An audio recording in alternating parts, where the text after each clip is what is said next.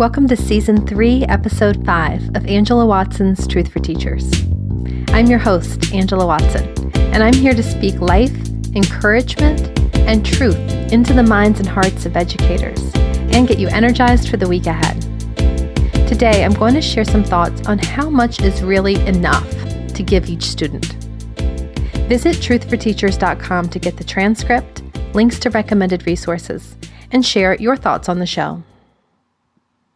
This week, I want to share a question that was actually not submitted for the podcast. It was submitted to me in the 40-Hour Teacher Workweek Club. We're always talking in the club about ways to cut out unnecessary tasks and streamline the more important things, which is a fairly straightforward process for things like lesson planning and grading papers once you understand basic principles of productivity. But it's much trickier when it comes to the time and energy that you give students. Here's what one club member asked. She said, "How much is enough time to give each student?" There are students who have behavior problems, academic challenges, IEPs, family problems, those who act up, and those you need to catch parents up on after school or speak with the principal about. These student issues and dealing with emails and talking with parents are all very time-consuming. When is it okay to say, enough? I've done all I can, and I need to move on. Now, I've talked a lot in the club and on the podcast about how teaching is a job that's never done, and there's always something more that you could be doing. Part of that is just the nature of working with children. Parenting is a similar type of job. Parents always feel, mommy guilt, daddy guilt, like you haven't done enough to help your kids. The only time that we as teachers seem to have a sense that it's okay to stop giving of ourselves to our students is at the end of the school year when they're no longer assigned to our classrooms. Something tells me that this is the reason why so many of us look forward to the relief of the summer break months before it arrives. I mean, having a vacation is great too, of course, but the end of the year is the only time all year that they can feel like finally whatever they've done is enough. They don't have to do any more for that particular group of students. But what if we could recreate that feeling throughout the school year and get ourselves to a place mentally where we feel like we've done enough? Can we ever look at a challenging student in our class and say, I've done all that I can? I'm definitely not saying that it's easy to get to that place, but I think it's important to keep striving for that because to refuse to draw boundaries around how much of yourself you're willing to give your students will lead to burnout. And this is something that I rarely hear admitted in education. We're supposed to give 110% to our students, as if we can somehow give more than 100% of ourselves. Where does that extra 10% come from anyway? As if even giving 100% of ourselves would leave anything left over for the other people in our lives. We're supposed to not just give our all for students during the school day, but also be willing to do whatever it takes to ensure that every single student in our class succeeds. And so we drive ourselves to an early grave, giving and giving and giving and taking on this burden of not letting any student be left behind, even the ones who don't care if they're left behind. And we're working double and triple and quadruple time trying to put forth energy on behalf of students who don't, and students who are weighted down by poverty and broken homes and systemic issues that we can't even begin to understand. And we feel like it's our fault when they don't succeed because we could have done more. We could have always done more. And the pattern repeats itself every school year with a new group of kids. We give more of ourselves than is even possible to give, driven by guilt and fear and this belief that we have to do whatever it takes. My friend, I think there is an operative word in that phrase that most of us miss out on. We have to do whatever it takes. We, as in the school community, not you. Not one individual teacher who's constrained by a school system that's not designed to support teachers or kids. We have to do whatever it takes. We as a nation have to keep addressing the big issues that are holding our kids back. We and our local communities have to offer support and services and funding and love. This cannot all be on your shoulders as one person. That's too big of a weight for you to carry, and you will not succeed on your own. You are not responsible for carrying the burden that's supposed to be assigned to parents and extended family and your colleagues and your principal and your superintendent and the government. You're not even responsible for carrying the burden that's assigned to students. You can't do the work for them.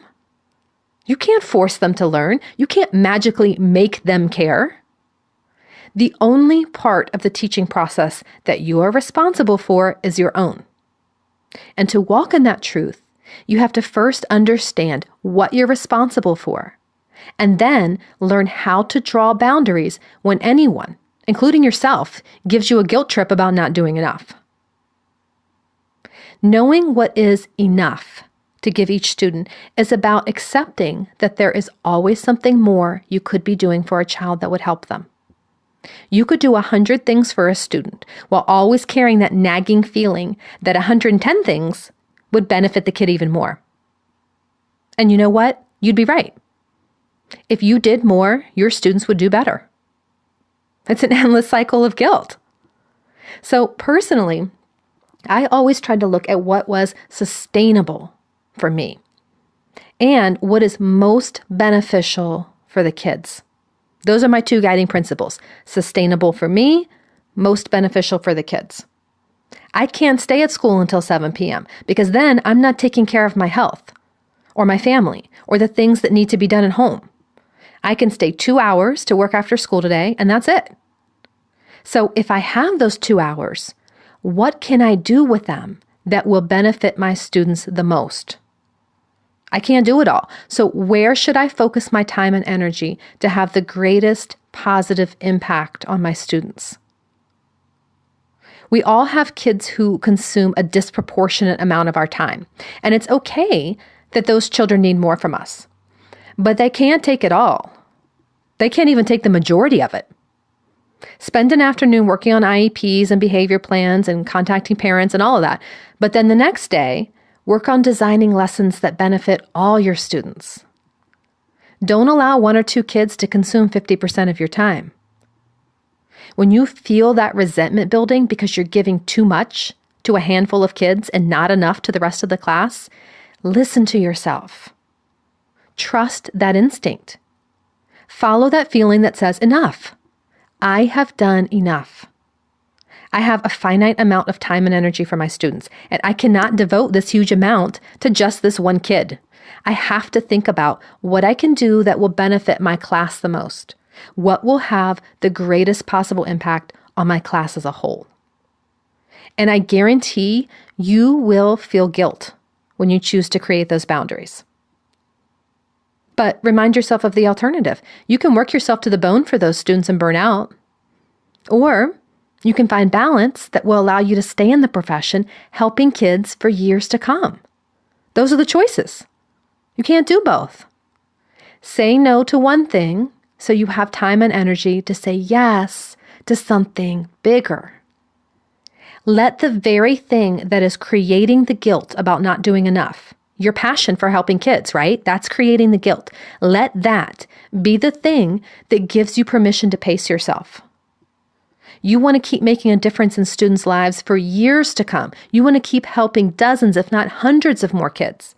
And so you have to think about what is sustainable for you. Teaching is a marathon, not a sprint. Pace yourself. So on a practical level, here's what that mindset looks like on a daily basis. I would give of myself each day until it hit a point where I knew that I would be tired and resentful and impatient with my students the next day if I did any more. And this had very little to do with hours worked. It was more about emotional involvement and energy expenditure. On the days when students are less demanding, you can give more and you can work longer. And sometimes dealing with kids' tough issues wears you out very quickly. So I would do what I felt capable of doing that day and then stop and take care of myself. There's no benefit in pushing past the point of what I know is sustainable for me, because I'm just going to be tired the next day. I'm going to be snapping at the kids and mean to them. And that's going to undo all of the good work that I did today. So remember, you are not responsible for fixing every problem. You should not try to do this on your own. You are only responsible for your part. And really, it's a very small part in the grand scheme of the child's life. In your classroom, remember, you are a servant, not a savior. Your students' success is not wholly dependent on what you do or what you don't do for them.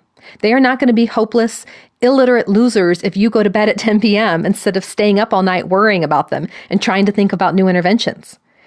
You are one teacher out of many that they're going to have in their lives. You are one influence out of many.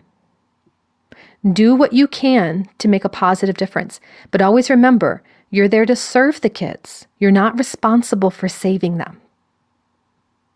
I want to leave you with a motivational quote for the week ahead that I call the takeaway truth. And here's the truth I want you to remember this week. A river with no boundaries creates a swamp. Be intentional about your time and energy. When you start to hit a wall of resentment, it's okay to draw boundaries. Trust yourself to know when enough is enough. Have a fantastic week. You can do this. And remember, it's not going to be easy. It's going to be worth it.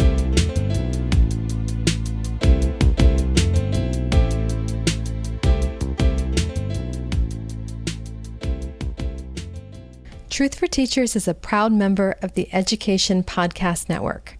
Podcasts for educators, podcasts by educators. For more great podcast recommendations, go to edupodcastnetwork.com. That's edupodcastnetwork.com.